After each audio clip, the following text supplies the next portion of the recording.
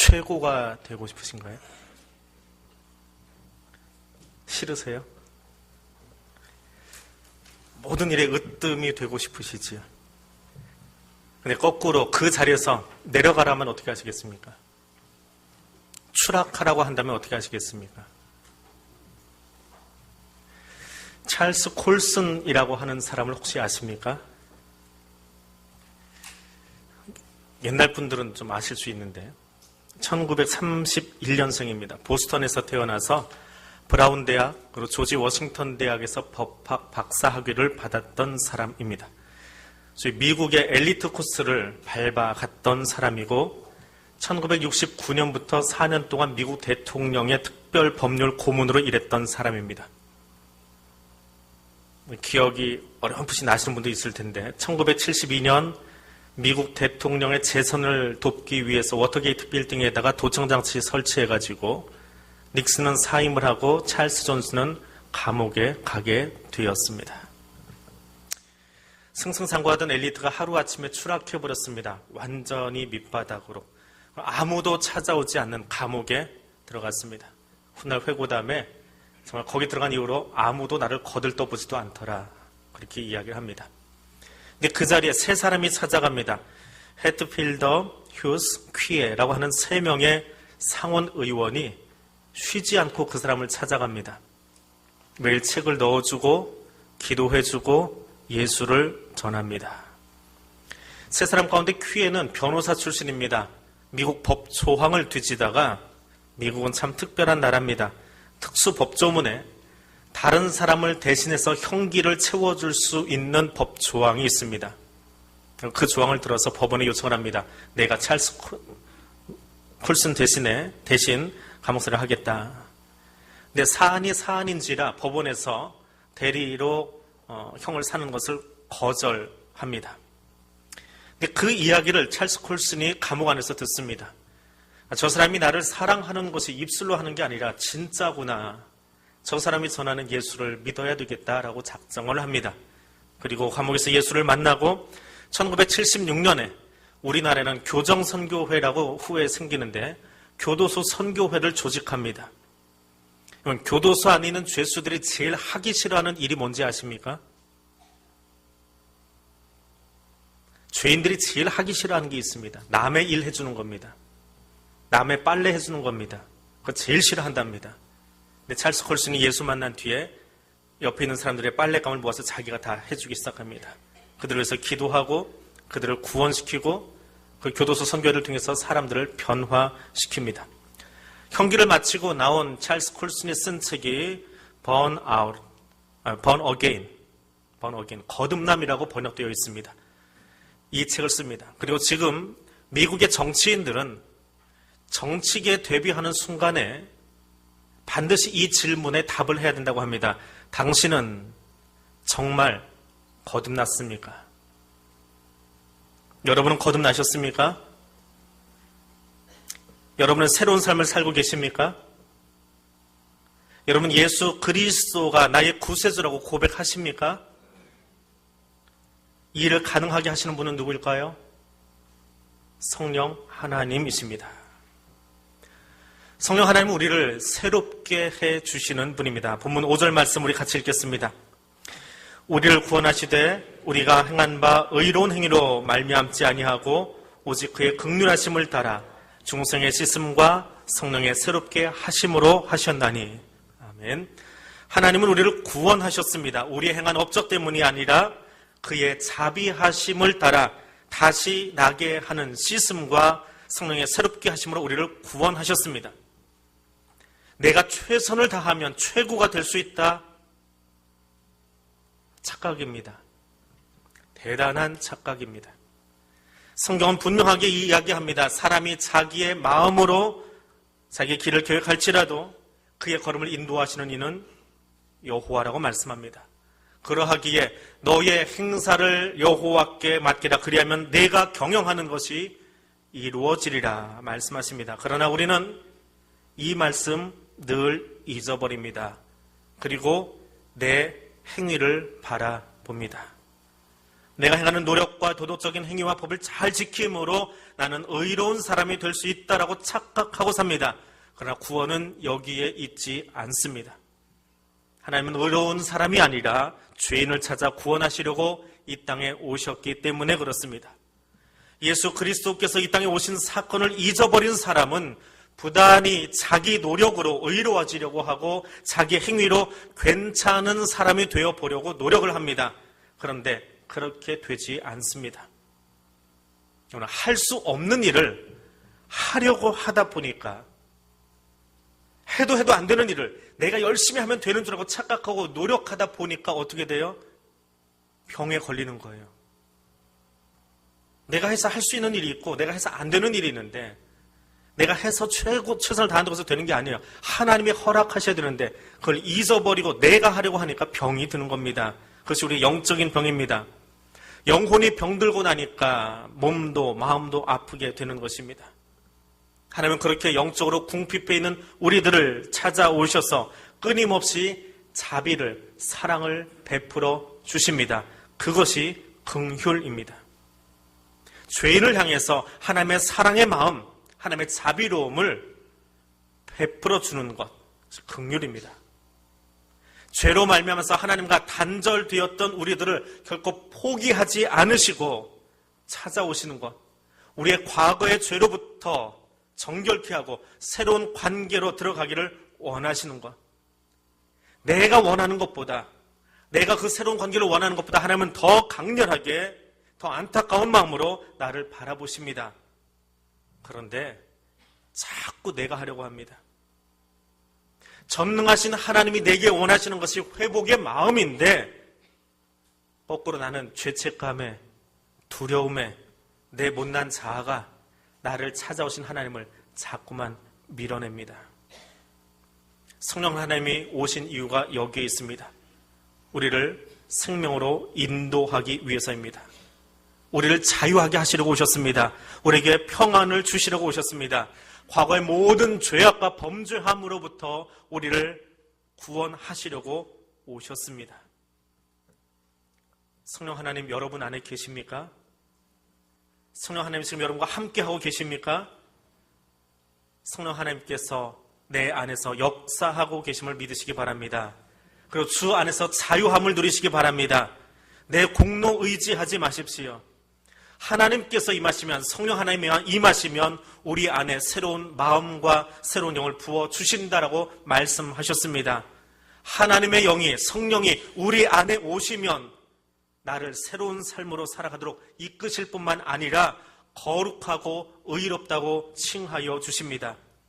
성령 하나님은 우리에게 새로운 신분, 그리스도 안에서 새로운 피조물로 살아갈 수 있도록 이끄실 뿐만 아니라 그 삶을 지속적으로 살아가도록 도와주십니다. 마가의 다락방에 있던 120명의 사람들을 보십시오. 부활승천하신 예수 그리스도께서 약속하신 그 성령을 기다리며 거기 있습니다. 그런데 그들은 아직 성령이 무엇인지 경험하지 못했습니다. 알지 못합니다. 진짜일지 가짜일지 어떤 것일지 두려움과 설렘과 기대감과 불안함으로 그 자리에 앉아 있습니다. 그런데 거기 성령이 임재하시니까 그들은 성령의 인도하심을 따라서 말하며 행동하며 땅끝까지 증인의 삶을 살아가게 되었습니다. 나의 의를 믿지 마십시오. 나의 의로움으로 서려고 하지 마십시오.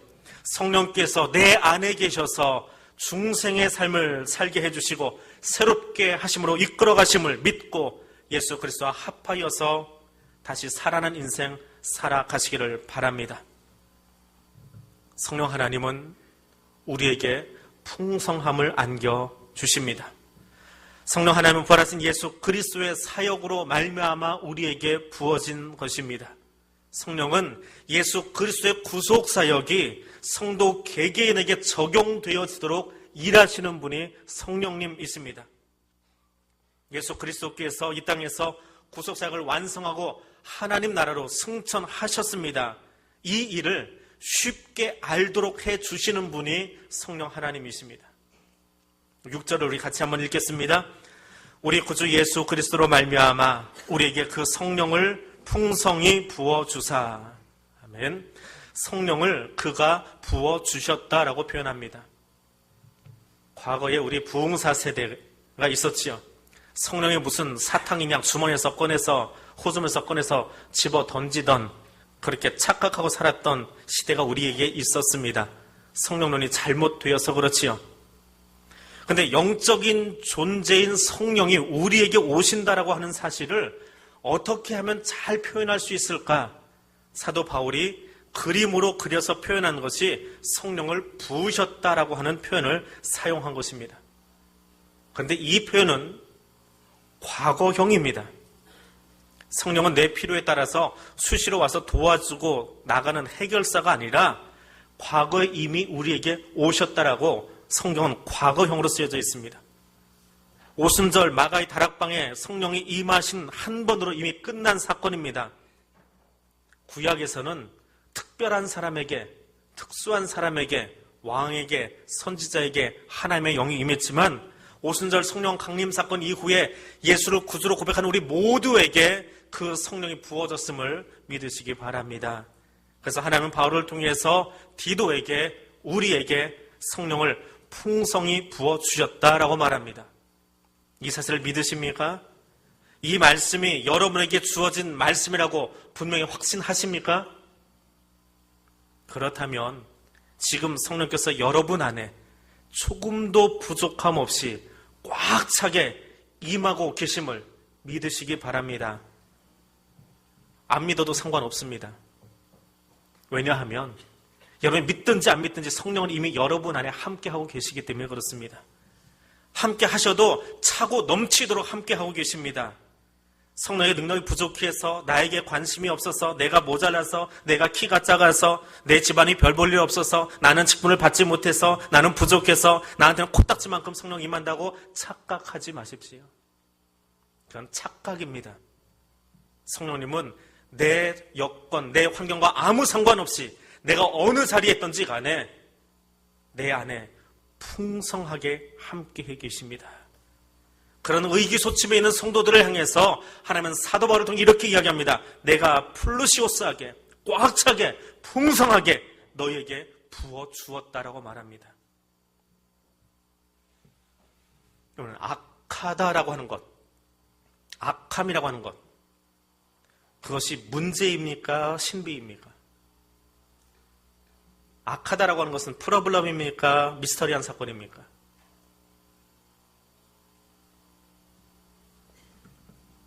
악한 것이 문제다, 악이 문제다, 그렇게 이야기하면 문제는 풀면 돼요. 실력이 없어서 수학 문제 못 푸는 거지 문제는 풀어지는 방법이 있습니다. 문제는 풀어지는 거예요. 근데 악이 문제다라고 이야기하면 풀면 되는 거잖아요. 근데 악의 문제가 풀어집니까? 답이 있습니까? 우리 힘으로 풀 수 없습니다. 악은 문제가 아니라 미스터리한 사건입니다. 설명할 길이 없습니다. 본래 악한 것은 좋아질 수 없습니다. 우리는 원래 선한 존재입니다.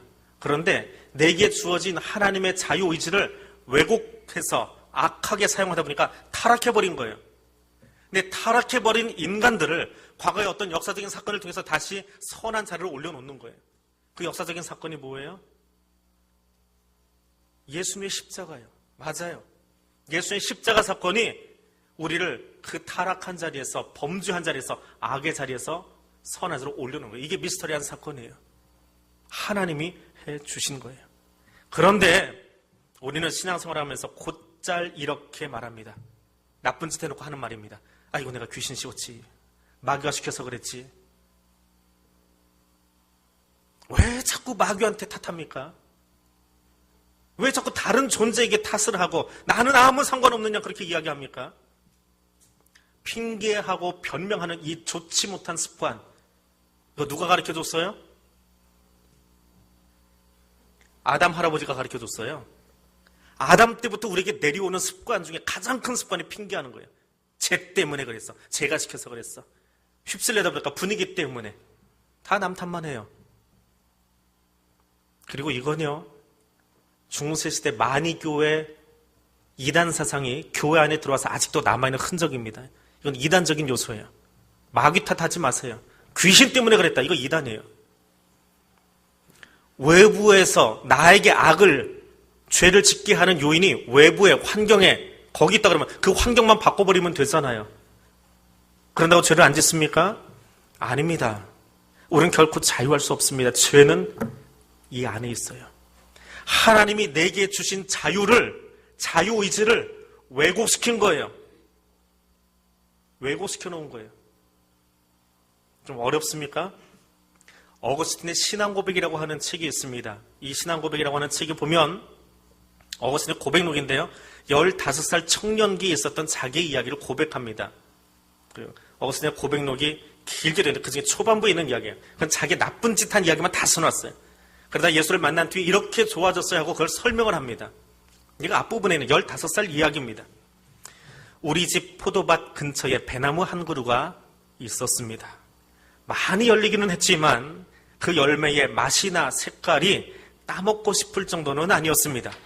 근데 어느 날 밤 늦게 우리는 광장에서 늦게까지 노는 나쁜 습성을 가지고 있었는데 불량배인 우리들은 자기만 한 게 아니고 친구들까지 다 뭉뚱그려 이야기해요. 우리들은 다 같이 가서 나무를 흔들어서 배를 땄습니다.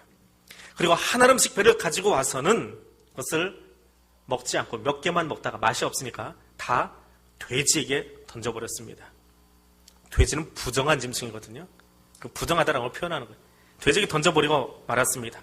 이런 짓을 하는 것이 즐거웠으니 하지 말라는 것을 하는 것이 재미였습니다. 네가 어거스틴이 이제 예수를 만나요. 회심합니다. 그리고 나서 이 사건에 대해서 다시 이야기합니다.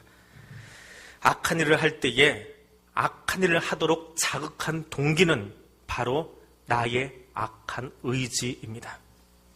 나는 더럽지만 그 의지를 사랑했습니다. 망해가는 것을, 나쁜 짓을 사랑했습니다. 나쁜 짓 하는 것 자체를 사랑했습니다. 마치 하와가 죄를 범한 뒤에 혼자 있지 않고 아담까지 꼬드겨서 죄를 만족하게 여기는 자기 자신을 바라보는 것처럼 말입니다. 그리고 회심한 어거스틴은 이렇게 고백합니다. 나는 한때 병든 자였으나 영혼의 의사에게 고침을 받았습니다. 어거스틴의 고백록 속에 그는 하나님을 자신의 의사라고 곧잘 표현합니다. 나는 병든 자였으나 영혼의 의사에게 고침받았습니다. 죄인을 치료해 주시는 의사, 곧 성령 하나님의 도우심으로 내가 치료받고 여기 있습니다라고 고백하고 있습니다. 그 하나님 만나시기를 바랍니다. 성령 하나님은 소망을 이루어 가시는 분입니다. 7절 말씀 우리 같이 읽겠습니다.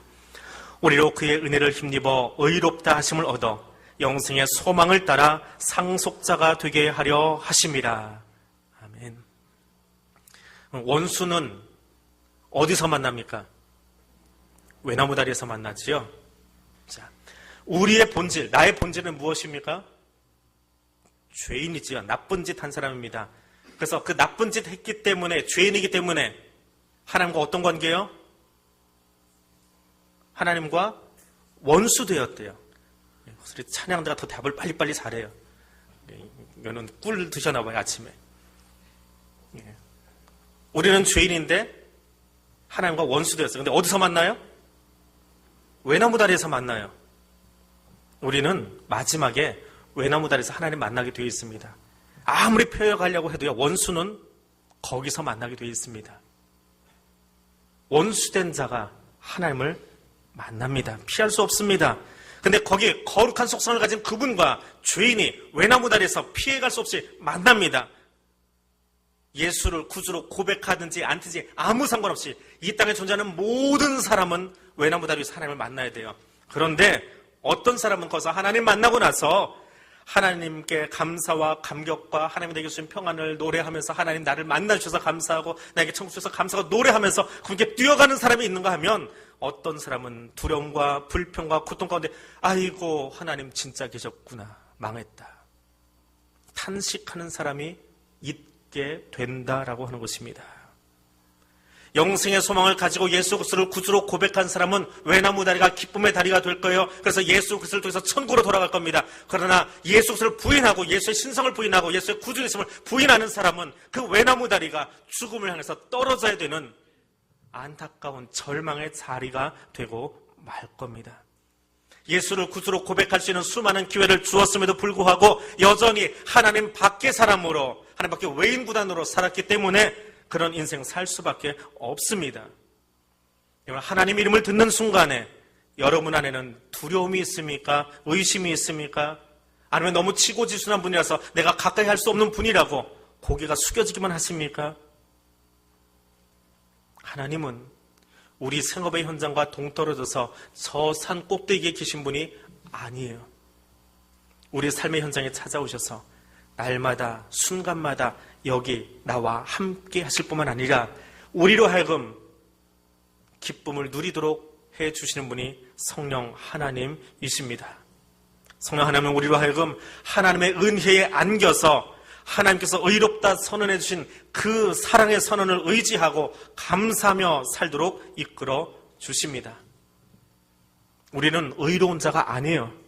하나님으로부터 예수 그리스도의 십자가 은혜로 의롭다고 인정받은 존재입니다. 내 힘으로, 내 의로, 내가 잘해서 열심히 해서 되어진 존재가 아닙니다. 내 공로가 아니라 예수께서 그분의 몸으로 우리의 모든 죄악을 다 담당해 주셨기 때문에 우리는 의롭다라고 인정받은 거예요.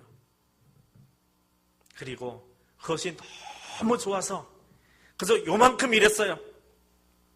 목사회는 이만큼이라고 서리선 요만큼이라는 게 아니고요. 그래서 하나님께서 나를 구원해주신 게 너무 감사해서 평생 요만큼 일했어요. 요만큼. 보이세요? 요만큼. 근데 적은 일에 충성했더니 하나님 우리에게 어떻게 해주신다고요? 내가 적은 일에 충성하였음에 내 주인의 즐거움에 참여할지어다. 내 주인의 즐거움에 참여할지어다. 두려움 없이, 공포 없이 하나님의 즐거움에 참여하도록. 나 요만큼밖에 안 했는데, 세 발의 피만큼도 못했는데 하나님 그 섬김 가지고 우리를 하나님의 즐거움에 참여케 하십니다. 만나보셨습니까? 우리 하나님은 번아웃된 우리들을 만나시면서 넌 그 정도밖에 안 되냐? 윽박지르고 측은하시는 분이 아닙니다. 고개도 들 수 없을 만큼 부끄럽고 낙심해 있을 때 성령님은 그저 내 옆에 오셔서 아무 말 없이 내가 일어설 때까지 조용히 그 자리에서 지켜보고 계십니다. 너무 힘에 겨워서 기도할 힘도 없을 때 성령님은 내 안에서 나보다 더 안타까운 가슴으로 통곡하시면서 기도해 주시는 분이 나의 하나님이십니다. 그분이 내 하나님이십니다. 낙심한 나를 찾아와서 고개 들라고 이야기하십니다. 범죄하고 예수님 앞에 무릎 꿇었는데 그 여인에게 고개 들라 하시면서 가서 다시는 죄짓지 말라고 격려하고 위로해 주시는 분이 예수 그리스도이십니다. 그분이 나의 하나님인데 그분이 나의 죄를 용서하시고 먼저 찾아오셔서 내가 의롭게 해서 내가 열심히 해서 내가 최선 다해서 선 것이 아니라 고개도 들지 못하는 자의 턱 밑으로 손을 넣으시고 고개 들라고 나를 바라보라고 내 즐거움에 같이 참여하자고 그렇게 말씀하시는 분이 우리 하나님이십니다.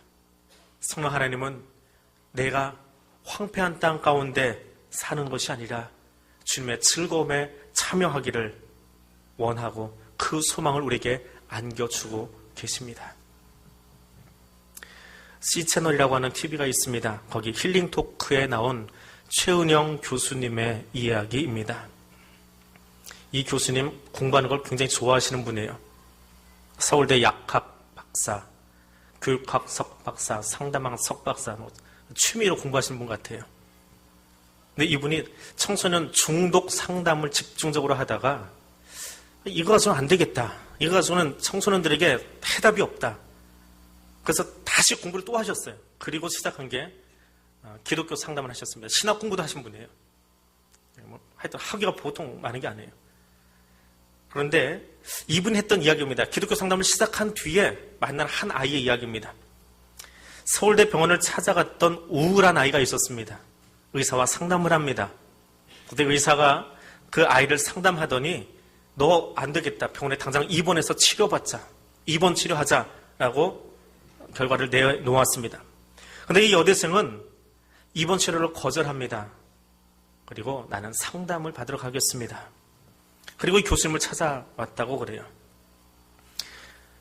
상담은 중구장창하지는 않습니다. 이렇게 상담을 시작하면 어느 정도 목표를 정하고 거기까지 도달하도록 끌어가지고 이렇게 도와주죠. 근데 그 상담을 종료할 때의 이야기입니다. 이 여대생이 교수님에게 이야기하는 거예요. 선생님, 제가 어느 날 교회 가서 설교를 듣고 왔는데 목사님이 연못가에 38년 된 병자 이야기를 하시더라고요. 저는 그 38년 된 병자였습니다. 네, 선생님, 저는 그 자리를 박차고 일어나고 싶지 않았습니다. 제가 우울증에서 회복되고 나면 우리 부모님이 나에게 엄청난 걸 다시 기대할 테니까요. 우울증은 뭐라고요? 누군가 나에게 감당할 수 없는 너무 많은 것들을 요구하면 내 안에서 힘에 겨우 넘어져 버리는 것이 우울증입니다. 근데 그렇게 상담을 시작했던 이 여대생이 이제 상담을 종결하며 이렇게 이야기합니다. 선생님, 저 오늘 상담을 종결하고 나면 다시 우울해질 걸 알아요. 그럼에도 불구하고 내가 상담을 종결하고 이 길을 갈 수 있는 것은 하나님께서 내 길에 동행하심을 알기 때문이에요. 그래서 쓰러질 용기도 있어요. 저는 이제 이 길을 갈 용기가 생겼어요. 내가 혼자 가는 게 아니기 때문에. 그리고 하나님은 내가 잘하지 못했다고 그래서 내치고 막 쪼시는 하나님이 아니기 때문에. 그 여대생은 그 이후에 기질적으로 우울증을 다시 앓지 않았다고 합니다. 성령 하나님은 우리에게 그렇게 찾아오십니다.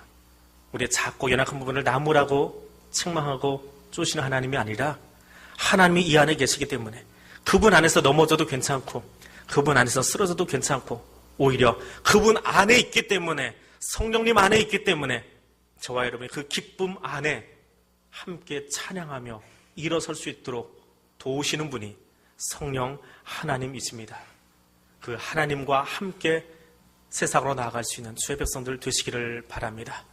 기도하겠습니다. 아버지 하나님, 예수 그리스도의 십자가 사랑과 놀라운 용서와 그 은혜를 누리며 나누며 살도록 이끄심을 믿습니다. 이 구원의 감격을 찬양하며 이 구원의 감격을 나누며 그 은혜 중에 거하며 용서받은 죄인으로 감사와 감격으로 살아가게 하옵소서. 예수님 이름으로 기도드립니다. 아멘.